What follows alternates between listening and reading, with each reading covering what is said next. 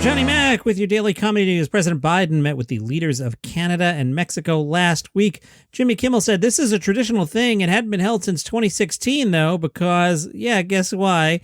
Fallon, that's right. When Trump was president, the regular meeting between the three leaders never happened. Now that it's back, it would be wild if the Mexican president was like, oh, and here's a check for that wall. Ha, Kimmel. I wish I could have seen Trump's face when he found out that Biden met with the president of Mexico at the White House. You know, he was like, impossible. How did he get through my wall? This doesn't make any sense. I think it's nice that we're friendly with our neighbors again. It's like America's abusive ex-boyfriend moved out, and we're finally getting invited back to the barbecues in the neighborhood. Fallon, of course the leader spent time talking about immigration. Biden complained about the number of Mexicans coming to America. Trudeau complained about the number of Americans coming to Canada. Listen to this headline. Kim Kardashian will launch a comedy tour. If you've been like, why does he talk about Kim Kardashian every day? Who cares if she's dating Pete Davidson? Well, now she's a comedian. Kim Kardashian to launch a comedy tour with help from boyfriend Pete Davidson and momager Kris Jenner.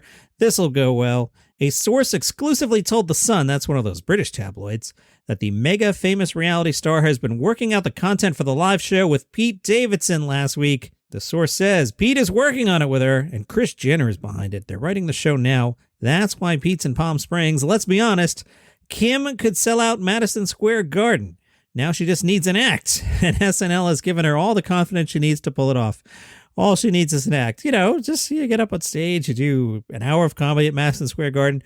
Piece of cake. Speaking of SNL, it was okay. I only saw half of it. I got up to Weekend Update and then my YouTube TV file. I usually watch SNL on Sunday night. The file was like spinning wheels, spinning wheels, spinning wheels. So I couldn't watch it. Maybe I'll see the end tonight. Parts I did see. The Janine Pirro Cold Open. Karaoke All-Stars. Liked it a lot. Sent it to the wife. I think I posted it on the Daily Comedy News Facebook group. Target Thanksgiving ad. Liked it a lot. Sent it to the wife. New military weapon with the head of a dog. Very, very funny. Sent it to the wife. Sent it to the kid. Posted it on Daily Comedy News Facebook group. The sketch Republican or Not did not fly at all. Walking in Staten Island, the music video with Pete Davidson. Wanted to like it. Couldn't even make it to the end. Had to hit fast forward. Told you I didn't see Weekend Update. So I also have not seen the Thanksgiving Baking Championship, Simu and Bowen, or the 9/11 call sketches. Perhaps tonight.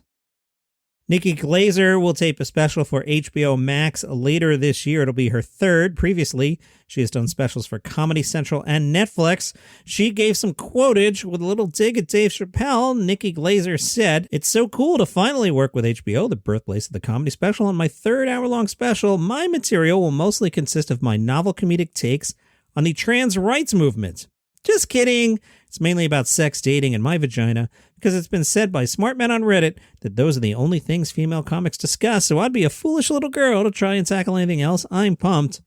From Decider, Cal Penn has been cast as the male lead of FX's forthcoming comedy pilot, Belated. The half-hour comedy follows Owen, a character played by Cal Penn, who's a man who has come out in his 40s. File that away for a second. A man who's come out in his 40s, along with his ex-wife Diana, as they attempt to navigate the new normal. The pair continue to co-parent together while entering into new relationships. Owen also befriends a 17-year-old trans teen named Clay. Now, what's fascinating about this is Cal Penn came out 3 weeks ago when his memoir, You Can't Be Serious, was published on November 2nd. Isn't the timing a little weird? Like, did they write a sitcom in 2.5 weeks? Did they know they were going to do the sitcom? And he's like, you know what? I should come out. It's just, the timing is just, I don't know. Penn's character, Owen, is a dry-witted, intelligent head of pediatrics at a top New York City hospital. He had a great wife, family, and home in a quaint, upscale Connecticut town. A hookup with another man, however, makes Owen reevaluate his sexual orientation and belatedly realize that he's gay. He's forced to find ways to navigate his new reality while fixing things with his loved ones, a challenge made more difficult after trans teen Clay randomly arrives on Owen's front stoop. The UK's Channel 4 has renewed We Are Lady Parts. That's the comedy about Muslim women in a punk band. I liked that. I watched it on Peacock, and then they had it behind the paywall, so I've only seen the first episode, maybe the first two. I think the show's out from beyond the paywall now. You have to sit through commercials. That's fine. We've done that before. But if you haven't seen it yet, We Are Lady Parts is a good show. Today's Daily Comedy News is brought to you by All Pro Lines. That's my favorite Tuesday podcast. Aaron Hodges and comedian Kostaki Economopoulos combine football and jokes. So it's football and it's funny. I am the Carlos Mencia of promo, so I went to the Twitter account All Pro Lines and I stole some jokes from Kostaki. Here they are. Number 1, Matt Ryan's got no time in the pocket. He gets less time than a white guy in the court system. Number 2, the Mayans may have invented the idea of zero, but the Lions are perfecting it. But the winner joke, this joke is fantastic. You ready? You're not ready for it. This joke is really, really good. Number 3, the Falcons suck so much they have their own category on Pornhub. All Pro Lines, it's a podcast. Come on, how great is that joke? Kostaki and Aaron, do it. You know, I know some of you were like, hey, wow, he's really pulling teeth here to get through a podcast this close to Thanksgiving. And no, I was totally going to tell you about Kabir Singh playing Anchorage, Alaska.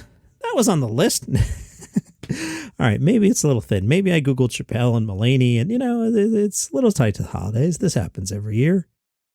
The Anchorage Press liked one of Kabir Singh's jokes near the end of the night. An audience member pointed out a notebook on Kabir Singh's chair. He revealed that the notebook was new material he would try out with the last few jokes of the night.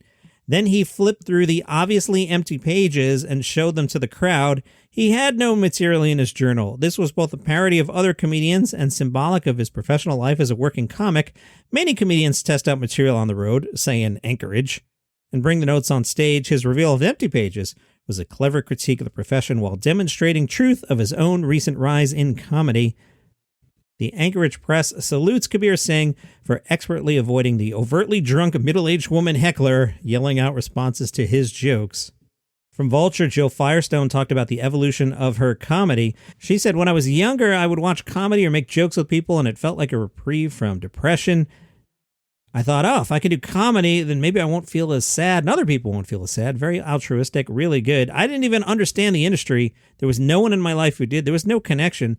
The first stand-up comedians I saw in person were Stone and Stone. They came to my school and did stand-up, and I was like, I guess all comedians are twins. And they were like, the scene is tough, but there's a few different scenes. You can choose your scene. And I remember being like, this is it. These are the people. So I started doing these shows and doing what I thought was funny and doing other people's shows. And then I learned about the industry, and it definitely made me more suspicious of myself. I lost sight of why I was doing it, because you do the same set and you're like, why am I hustling? What is the point of this? With COVID and everything, it just feels good to get out of the house. It's good to see people. That's the best part of the shows these days, at least for me, to see people and see people that are excited about comedy. From We Are the Mighty, Lieutenant Colonel Rob Riggle is very proud of his military service. Riggle said, I love this country deeply, passionately.